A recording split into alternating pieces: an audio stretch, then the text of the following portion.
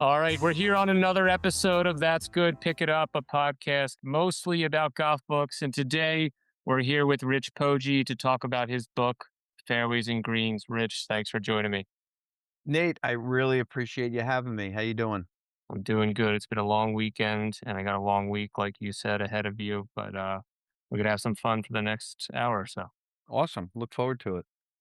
So let's start. Let's start. I like to do this unless I forget. Let's start by telling you a little bit about your background in reading. Were you an avid reader as a kid, or did you hate it like I did? So, I hated it like you did, but thankfully, I did find some of the classics. Like I read, Catcher in the Rye a thousand Hmm. times.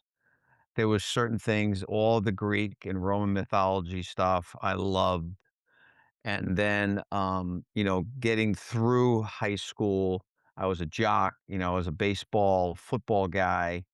And then when I would watch something on television or see a movie that was, uh, a biography or something like that, I'd read the book.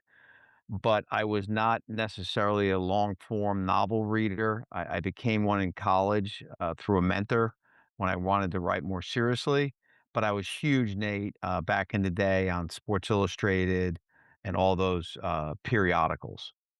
Yeah, we have a very, very similar story. I had went through the same exact thing. I couldn't even, read books for pleasure, let alone for school.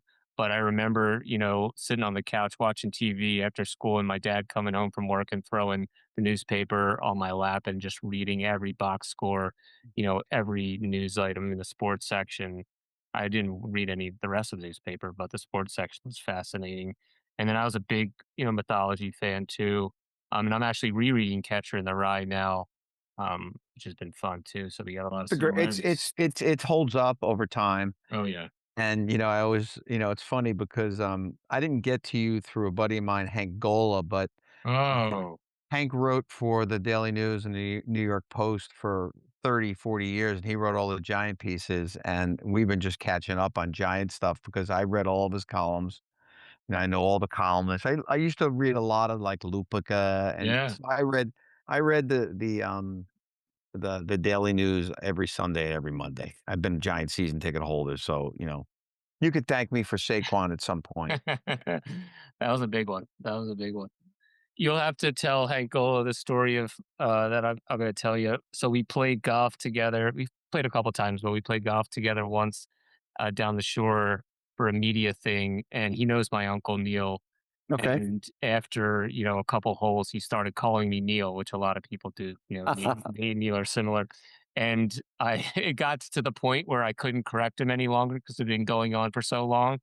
And then at the award ceremony or whatever they had at night after golf, they announced like the winners, and I won like the closest to the pin or something. And they announced Nate Oxon, and then he was sitting next to me, and he turned and gave me like the dirtiest look ever. He's like, "You let me go on the whole round by calling you Neil," and I was like, "Oops."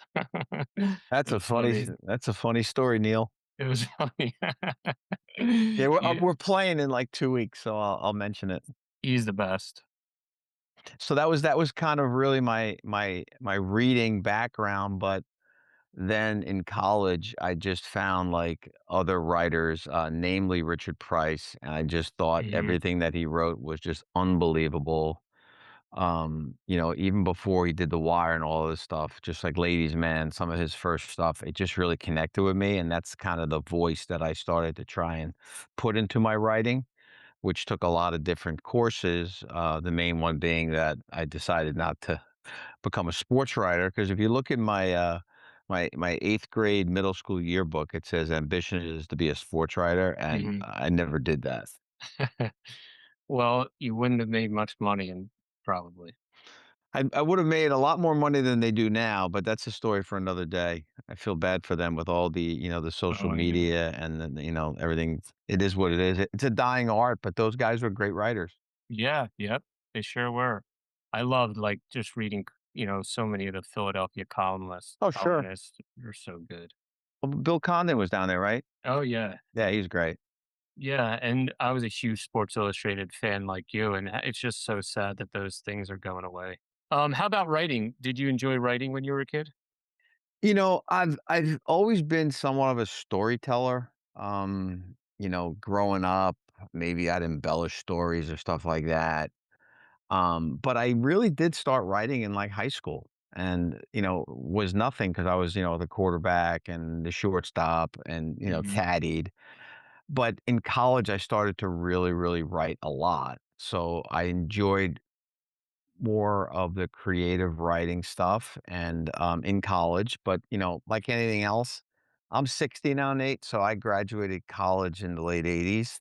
And, it was business, business, business, business, business. So I had an accounting degree at a Pace University, and I took some liberal arts courses. Thankfully, I took the same teacher, mhm. my first editor, who actually was the football announcer. I played ball up there. Oh, cool. And so I took every course he possibly would teach because it was an easy A, but I learned how to write, and everything that I did, he championed and got me, opened some doors for me, which were really cool. Yeah. Do you ever think about, like, if you would've, gone on to have done so much writing if it hadn't been for him, if you hadn't had that, connection? Yeah, if it hadn't been for Nick, Dr. Nicholas Catalano, he's like the emeritus guy now. He retired at Pace. He was the head of the liberal arts, did all the plays, all that stuff. Yeah, he was such a big influence in my life. Then there was another guy, a guy I played football with, Tony Lucci. His father, Bob Lucci, was really important to me. Bob was, I don't know if you remember the Treat Williams story, Prince of the City. Yeah.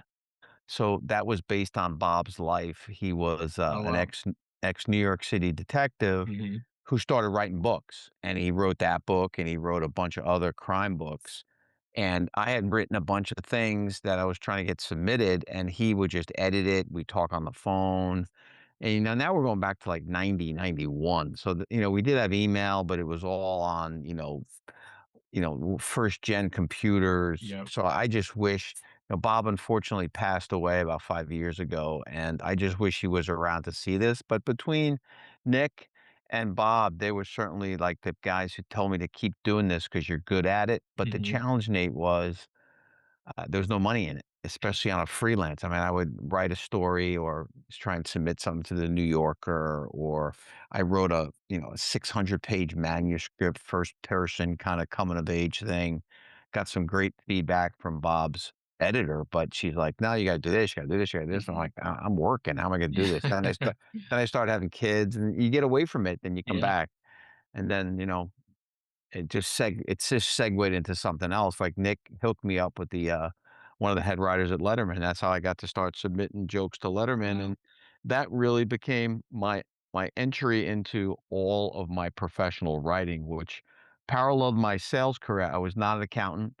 After a couple of week internship at PepsiCo up there in Westchester, I Mhm. realized I wasn't an accountant. I got into sales, and then once green screens went away. I got into Windows computing and applications and data, and I stayed there for 30 years with writing as like kind of side hustle. When did golf enter your life?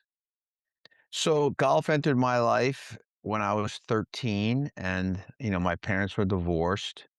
My mother sold our house in one of these affluent North Jersey communities, and we moved to more of a middle class community.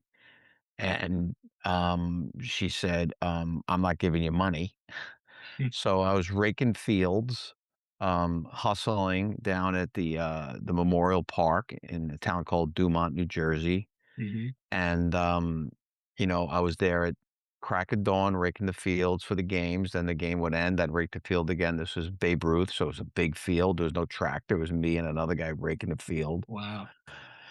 You make like $5 a day plus lunch, whatever it was, and I used to see my friends on bikes, and they'd be going somewhere, and then they'd be coming back, and I asked them one day, "Where the hell are you guys going?" And they would go, "We're going to White Beaches in Haworth, New Jersey. We're caddying." Mhm. And that was it. I became a caddy. So that's Yeah. how I gotten introduced to golf. It was probably 1981 or 82. It was real cool because the caddy master, and I know that you know that space pretty well in Yep. your role. The caddy master's brother was the senior quarterback at the high school, and I was the freshman quarterback at the high school. So when I was 14 and got to ninth grade, I had like some really good hooks and I Yeah. got some really good loops. And then I was there up until I was like 16. So I worked there for 3 years, like every summer, um, vacations. We cut school when they had Yeah. local open qualifiers, all that stuff. And now instead of getting $5 a day, I was getting like 25 or 30. Mhm. So that's where And I got the golf kind of itch. where after all you've done, where does caddying rank as a job? Was it one of your favorites? Well, that's a great question. So when I was in college, when I wasn't playing football or not studying, I was Mhm. a bartender. And I bartended at a local bar. It was like kind of like a gin mill kind of a place. It was a college bar when, Pace was kind of like a suitcase school, Okay. Nate. Yep. But people did stay up on weekends, but I stayed up because I was playing football. We could only take a certain amount of credits. So I stayed up for the interterms and over the summer. So it was more of a towny bar. The local kids would come back from their colleges, so on and so forth. That was probably, one of the funnest jobs I've had, but I don't think I would have been able to be a bartender if I wasn't a caddy because, when I was caddying at White Beaches, I knew a couple of the members. One was actually my little league baseball coach from that affluent town that my parents moved from. Mhm. So if I didn't get him, I'd get another loop, and then every once in a while, I'd carry putters in the afternoon to make some more money, and then you don't know who you're gonna get. But that really taught me how to kinda, like, talk to different people, meet Yeah. different people, have conversations, and I was always kind of an extrovert, so I always had conversations with them, and that was it. So I would say that caddying definitely helped me become a bartender, and then the bartender helped me become a sales guy. Mhm. For sure. Yeah. How about playing golf? Did that come after your, college athletics career end? So, there's like regret one of my life. So, to net it out, I would play a game with clubs, but it wasn't golf. I would hang out with the other caddies because we were able to play on Mondays because that was caddy day.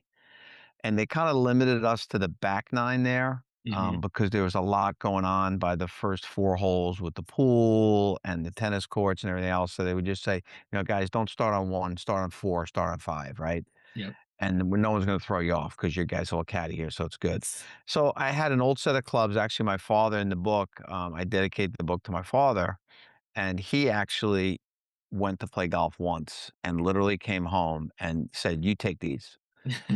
So I had clubs. They survived, the garage sale somehow that my mother had when she sold the house, and I had clubs, but I had no swing. I was a baseball guy, so I could hit the ball, but I couldn't tell you where it went. Yep. But as I talk about regrets, I was a baseball, football guy, and obviously spring baseball went up against golf. But my senior year of high school, I had a high ankle sprain in the last game before our Thanksgiving Day game, and it never really healed properly.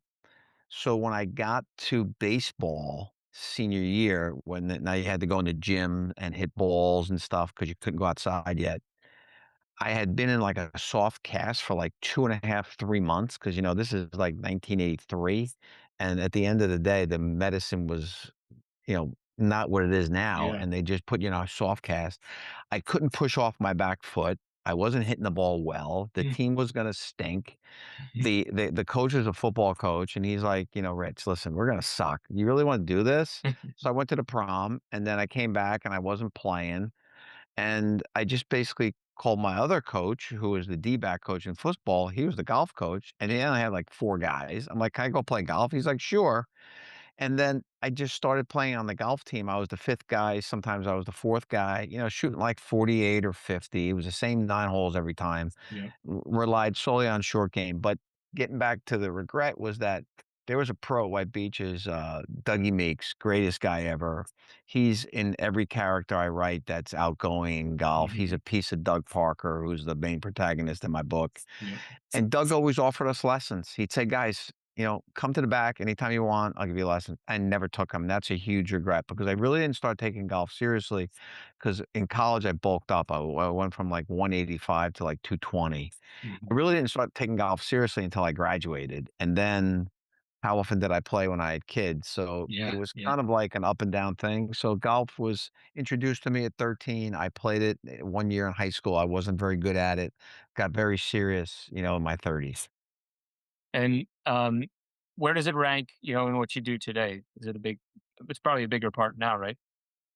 Golf is like a part of my life without question. It's been a part of my life for like the last you got to realize since I played the game, I coached my kids and Mhm. I played golf. I was like a 14, 15 handicap until about 3 years ago and I got down to an 8 and now I'm a 9. Nice.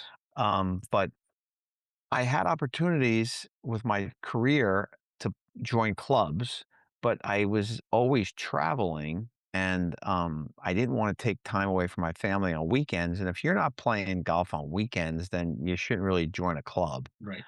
So, it just became more of a priority to me and more of a it's always been a passion. I mean, I've been a golf nerd since, like the early 80s. I was watching golf on CBS. Even when I was caddying, I was a golf nerd. I loved caddying in the open qualifiers. I loved all that caddy stuff.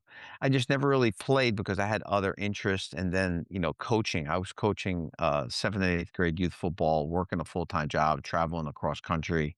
When was I gonna have time to play golf? Yeah. But Well, now it's like part of my I listen to podcasts all day. I listen to Sirius XM, mhm. Taylor, Zarza, Michael Breed. Those are guys I know. They're great guys. They're mentors. They're friends. I am a guy. I just watch Cam. I just watch Cam Young, a Met section guy, win again. So I'm a Yeah. golf guy. Yeah, and you can tell from the novel. I mean, your golf knowledge is super strong, and it comes through in the novel. And I guess before we go into it in depth, why don't you just give the listeners, a brief summary of the story? So you know, the book Fairways and Greens, a novel. It came from a screenplay that I wrote, and, as I mentioned, there was a writer's strike, and, right after, that like, anti-mob, lampoon mob script kinda died on a vine, I was, out to lunch with, a friend who was a client. He had asked me to help him gather his thoughts and his notes because he wanted to put together a memoir. He was a very successful restaurateur in New York City, had a lot of cool stories about famous people that he had met and interacted with, but he wanted to anonymize them so he could still have restaurants, right? So I was working with him on that, and he had said that Michael Douglas was a friend of his wife. Catherine Zeta Jones was a friend of his wife's, and he was spending a lot of time with Michael, and all Michael talked about was golf. And I said, "That's interesting because, Michael Douglas was on Letterman, and Letterman asked him a question, simple question. If you weren't an actor, what would you be?" And Michael Douglas, without even batting an eyelash, said, "A golf pro." And so Letterman says, like Tiger Woods, because Tiger Woods, this is like, '09 ish. Yep.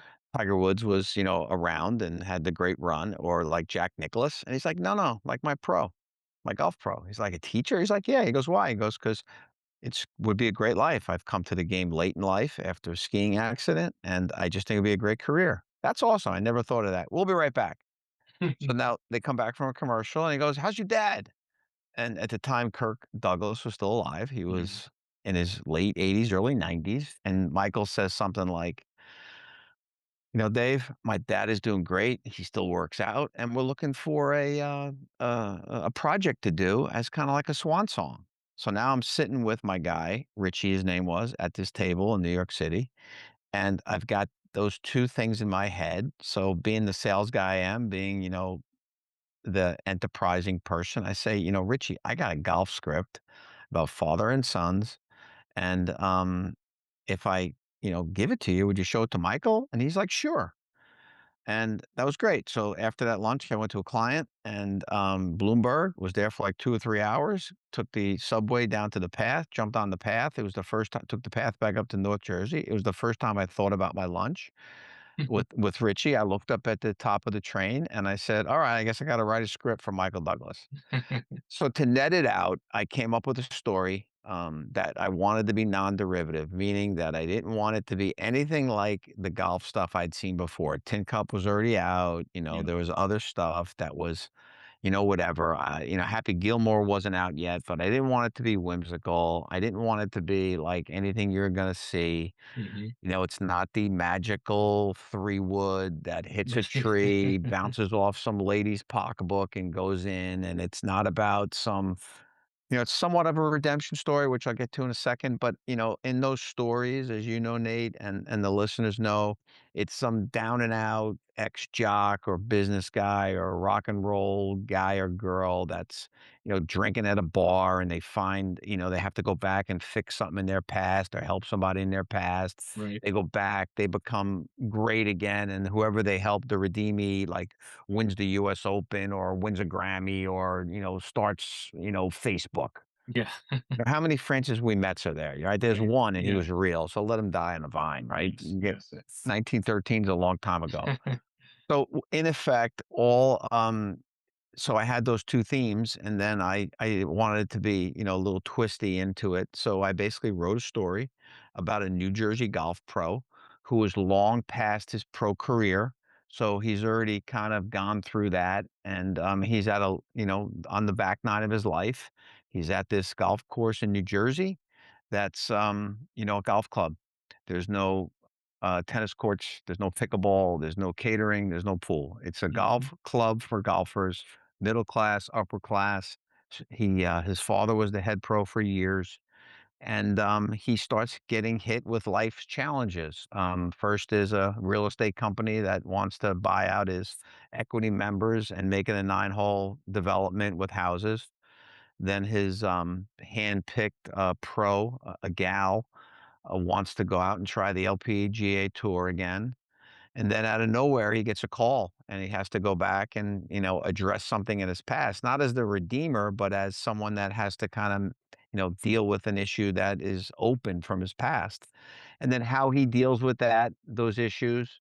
And then there's a parallel story in there that I love to kind of, get into, which is about, like my thoughts about, professional golfers who are on the tour playing in their father's shadows. Yeah. That's kinda like a subplot in the story that all brings it together at the end, and that's Fairways and Greens. So it's about real life issues that you see every day in life or you see in the movies or in limited series that are never about golf pros. But, golf pros always go home, right? Tiger Mhm. has his Yeah. issues. Brooks had his issue with his wife that he was public about with the miscarriage.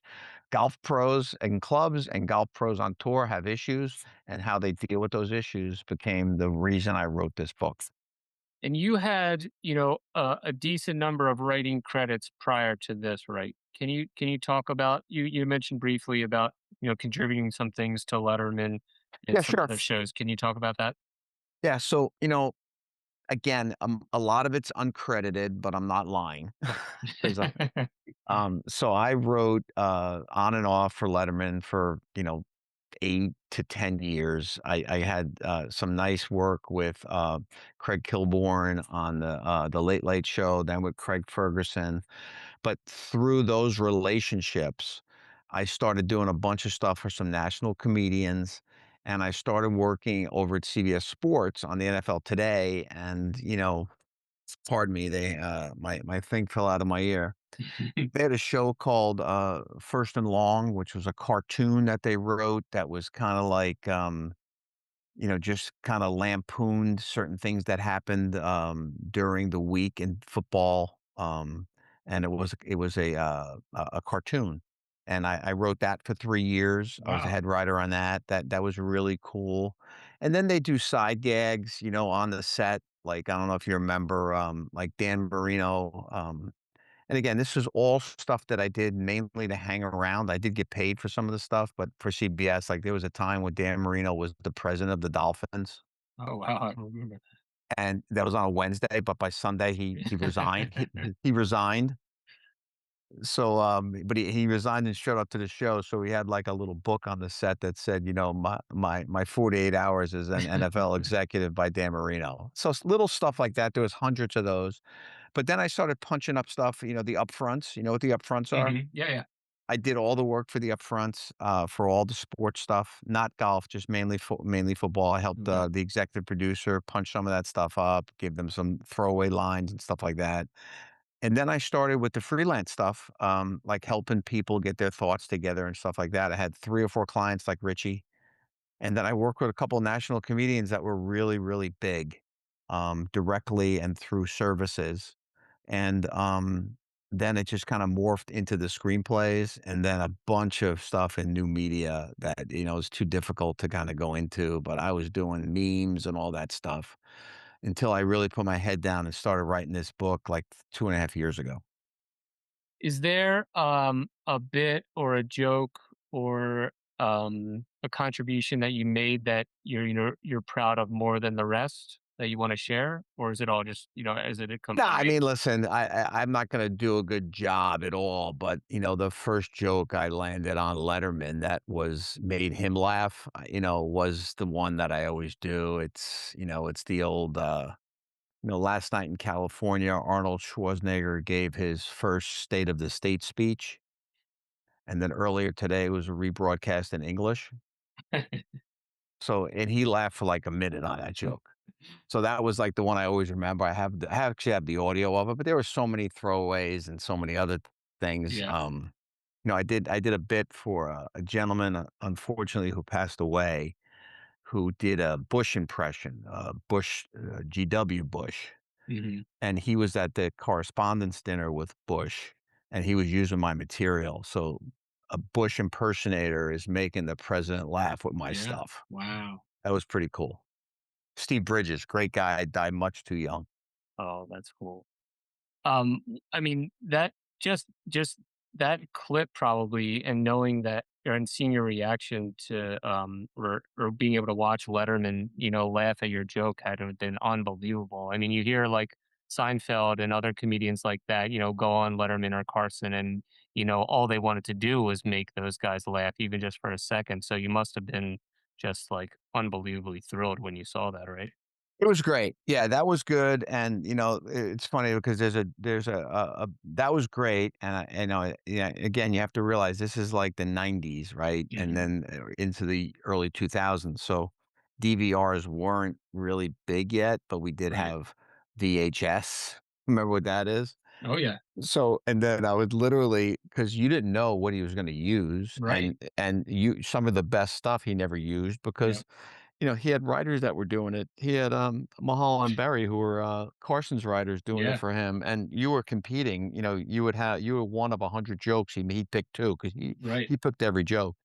But, that was great, and, my wife and I used to get a kick out of it because and then sometimes it was funny because I think I had a really good joke, and I'd watch the show and it wasn't on, and then, like, I'd be watching it, like, a week later or 2 weeks later, and he'd use a joke from 2 weeks ago. I said, "I write that joke." And we're like my wife would be like, "You did?" I go, "Yeah, I'm pretty sure I did." So, it's kinda funny. That's awesome. It was good stuff. So How much like, Go ahead. no money. So, Right. but I got it meant a lot to me. And, you got that experience that, I'm sure you leaned on when doing that screenplay in this novel, right? How much did that experience help you when writing this novel? Well, the thing with, the Letterman stuff was you have to in anything you do in life. So, I was 30 years in tech sales, business development, and tech sales management. And I work for some of the biggest software companies in the world. I work for some of the smallest, some that you've never heard of. Yep. And I did that straight through until like 2022, where my wife and I and my family, we had a little personal matter, a personal event in our life that made me refocus my life. Mhm. And one of the things was I wanted to get out of that space.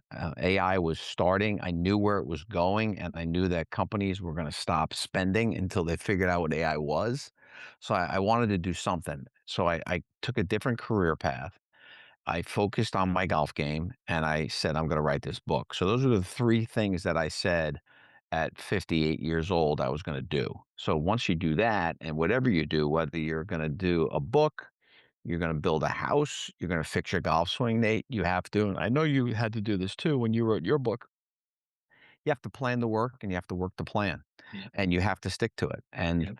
so the main thing that Letterman taught me was rejection because I would send 10 jokes 5 times a week and I would land one every 2 months. Mhm. So reject, and the other thing was I know I was making the guy who was passing the jokes laugh, but that doesn't mean anything. So Right. the rejection was huge. That helped me with dealing with my editor because you have to be humble. Yeah. Um, but what really the Letterman thing did, and some of the other things did for me was help me understand that you have to plan the work, work the plan, and you have to stick to it and you just have to keep writing. The practice of Nick Catalano, Pace University, the practice of Mhm. writing is rewriting. So all of the writing I did, while it wasn't novel for a novel, it was just working over and over again and sticking that plan into a calendar and knowing, listen, Tuesday night, no matter what, at 8 o'clock, I'm going to be at that desk and I'm going to write, 6 pages. And if I don't write anything, I'm not feeling creative. I'm going to research golf swings so that Yeah. when I write the golf stuff, it's going to sound like it was a PGA of America professional teaching the lesson because Doug is a master teaching professional. So it's got to sound right and all those kinds of things. So it's just about optimizing your time, dealing with rejection, and having a plan. Interesting. And one of the things that I think you did an unbelievable job with was creating the characters. And in my book, that was by far the most enjoyable part was crafting and developing these characters. And you did such a good job of making each one unique and making each one, I think, relatable to people who know golf, number one. And number two, helping us really understand what this character was like. And they were all, round characters as opposed to, flat characters who only have, one or two traits. I thought you did a great job again of developing them. So I just want to know how much time you spent on, making them, the best they could possibly be. So yeah, so I obviously when you plan the work and you work the plan, keep in mind that it started as a screenplay, so it was adapted into a novel. And Yeah, what yeah. in my first pass, I had like 70 double space pages. So that's not enough. And Right. a screenplay is much more dialogue than narrative, so I had to do the narrative. And I felt like I had the conceit, right? I knew that this was going to be about fathers and sons and legacies and living in shadows and pressure and rediscovery. So once I had that, it really became an exercise in, all right, who is Doug? And Doug is Mhm. like a composite of every golf pro I've ever either gotten a lesson from or no. There's a bunch of different people in them, and some of me now at an older age. Kyle is like my son Matt. He's 27 and he's, uh, all over the place and but he's got a heart maybe and Yeah. stuff like that. So, I have kids in my son Matt is 27, my son Nick is going to turn 30. So I know that era. Yeah. Plus I was like that too. I was a drunken jock in the 70s and 80s. And then Parker Sr., Douglas, I named my characters Douglas because of Michael Douglas. Mhm. But Parker Sr. is just the curmudgeon. He's the older guy who is the funny guy and he's going to do it his way. He's just an old school guy. And then, there's some other people that come in but mainly it's female characters because what I've really appreciated is that women golfers and women non-golfers like this book because, someone told me, a good friend of mine's son, who's a showrunner out in Hollywood, when he read the script and I told him I was going to make it a novel, he said, that's a great idea because you would own the IP and all other stuff. But he goes, you got to make these characters, women characters, you got to make them more stronger. You have to make them stronger because we're not Yeah. in that, they can't, this isn't, and he was totally right. So I made Annie I made Mhm. Rose. I made Mary, she's a main character. I made them strong women, and You I sure think that's did. why the Yeah. women like it. So that's how I kinda came up with the characters, and then the peripheral characters, I would just and you know this, you have to write what you know, so that's why it's set in New Jersey. Yeah. All the restaurants, all the places are places the bars, they're places I go to or composites of those, and all the peripheral characters that come in and out are people that I know and hang out with. And that was probably fun to do, wasn't It was the biggest and I don't know how you dealt with this, maybe I'll ask you the question. it? Nate, as an author yourself, how did you come up with the names of your characters? Oh, they were 99% of them were based on people I know. Right. So, I started doing that, but then, like, people were pissed, so I had to Yeah. change names, so I started putting names together, and then the funniest part is I had 3 beta readers, Uh-huh. and my first beta reader was my goddaughter, Ashley, and she reads the book, and she's like, "I love this." She goes, "I don't know shit about golf, but I love this." She goes, "But I'm pissed." I'm like, "Why?" She goes, "My sister's in the book." Like, "What do you mean?" She's like, "My sister's one of the servers at the on the patio is named Amanda." I said, "That's not your sister." She goes, "Well, that's her name. I wanna be in the book."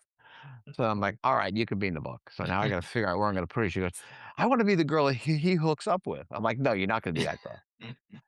So that was kinda funny, and then I started putting names together. So I'd take first names of one person with the last name of another person. Well, that's it for this week's edition of That's Good, Pick It Up, podcast mostly about golf books. You've heard the first part of Nate's conversation with Rich Poggi about his book Fairway and Greens. Be sure to come back next week as we conclude Nate's conversation with Rich on That's Good, Pick It Up. Be sure to check out the other podcast at bestball.com. And until next week, have a good time, and thank you for listening to That's Good, Pick It Up.